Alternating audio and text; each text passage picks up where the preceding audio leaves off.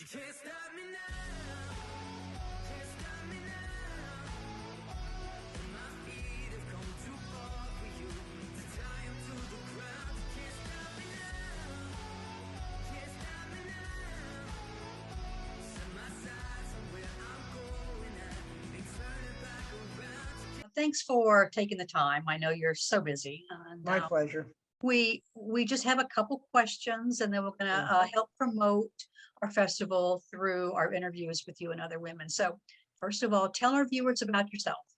Okay, I am Jane Castor. I'm currently the mayor of the most wonderful city in the nation, Tampa, Florida.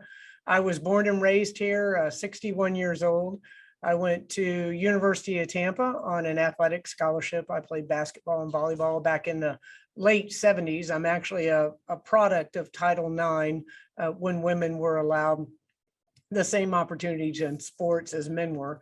And so I owe a great debt of gratitude to the University of Tampa for providing me with a college education at no expense. My family couldn't afford college education. So I'm very, very grateful for that. And that's what really led me to the point I'm at today. I went to work for the Tampa Police Department. I was a police officer for 31 years, chief of police for 6 years. And I always say that I feel I was blessed because there was never a day I didn't want to go to work. So I still obviously reside in the city of Tampa, and I have two sons that are 22 years old, adopted from the Ukraine when they were 19 and 21 months. And we live in Seminole Heights with my partner, Anna Cruz. Wow. See, we picked an inspirational woman. Absolutely, for sure. My goodness. Deb, you can take it. Sure. Our first question for you is, how do you define success? Well, a lot of people, and really I think society quite often defines success through possessions or monetary value. Personally, I believe that success is found in the positive impact that an individual can make on the environment, on their community, on any particular issue, or more importantly, a positive impact in someone's life. And that's the way that I personally judge success. Thank you. But we love that. That's something that we really believe at Our Stories Theater, with small audiences and not having audiences because of pandemic, we're looking for success in a lot of different ways. And if we can transform one person's life by a virtual show or something, then we feel like it's been a job well done. And I think quite often people underestimate their ability to be successful because they're looking at success as something that, is much larger than what oftentimes it is. If you can just make that positive impact in somebody's life, then that is truly, in my world, defined as success. I totally agree. We have a ritual before we do shows backstage where the actors get together, and we always say, if we can impact one person's life, one person is more aware of this issue, or their mind is more awakened to this issue, then job well done. There you go. So, we're doing this festival for women right now. Why do you think it's so important that women support women?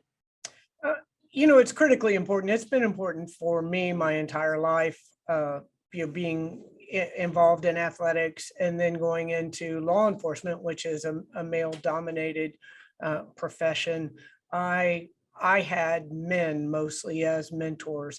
And so it was always important to me to make sure that I mentored younger officers and women out in the community.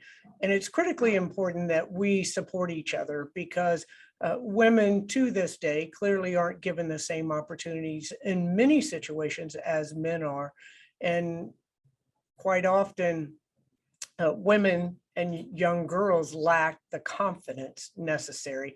There's a statistic that I always look to where they say if there's a job required 5 or 6 different skills, man would apply for that job if they had 1 or 2 of those skills and then fake it till they make it. And for women, we wait until we have 10 of those 5 or 6 skills before before we apply. So I think that just helping young women and women in general realize that they have that skill and that ability to go forth, just lacking in that confidence, to try to instill that confidence in them. And that's something that frankly athletics provided for me as I was growing up, where I learned the life skills and allowed me to really strive to reach my potential.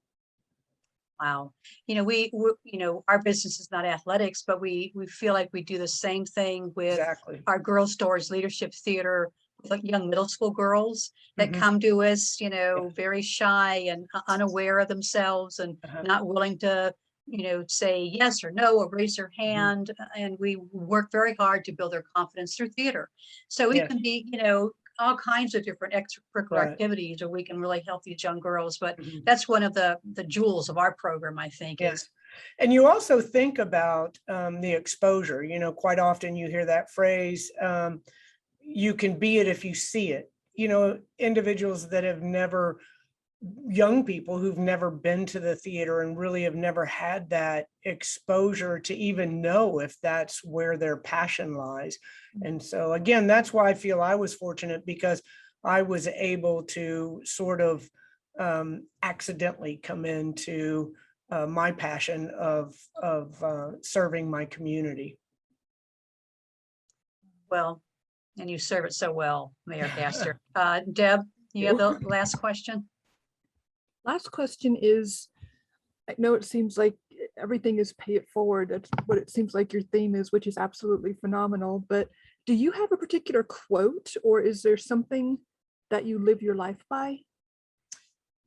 I don't know if live my life by, but I do have a quote that has always, just been inspirational to me, and that is Ralph Waldo Emerson, where he says, "Do not go where the path may lead, instead where there is no path, and leave a trail." I love that. Well, that's what you're doing. Well, I don't know about that. If I could, it'd just be an example for any young woman or young girl. Then I always tell the story of when I was appointed as the chief of police, and I was the first female. And I said at that time that at the end of my tenure, I didn't want to be remembered as the first female chief of police. I just wanted to be remembered as a good chief. But with that said, the significance of being the first was not lost on me, that I was that example of a woman in a position that is usually held by a male. And so if a male failed in that position, they failed as an individual. If I failed, I would fail as a woman. And so it was very, very important to me. And to this day, it's critically important that I provide that positive example for other women that may desire to be in a leadership role. Well, you have always been supportive of Power Stories. I Yes. know, I don't know if you remember this, but you were in the police department. Yes. I don't think you were chief yet. You came to speak at our 5-year anniversary, and you were on the same stage with Irene Cara, who's saying, "Seek your passion." Yes. And then you spoke at a couple of our other galas. And so, Uh-huh. and the reason why we love having you is just because of what you're saying, is the young girls in the room and the women, have such a great role model. So we thank you for Great. that. Well, thanks. I do remember that up there on the stage, the wooden stage with the little stool. I remember that talk very well. Well, we now Great. have our own theater on Kennedy Boulevard, and we know that next year we will be having our audience back. Yes, without a doubt. Because we're We'll get fighting back the to normal. COVID, and we will be back. And, Good. I thank you for your time. Deb, do you have any closing words?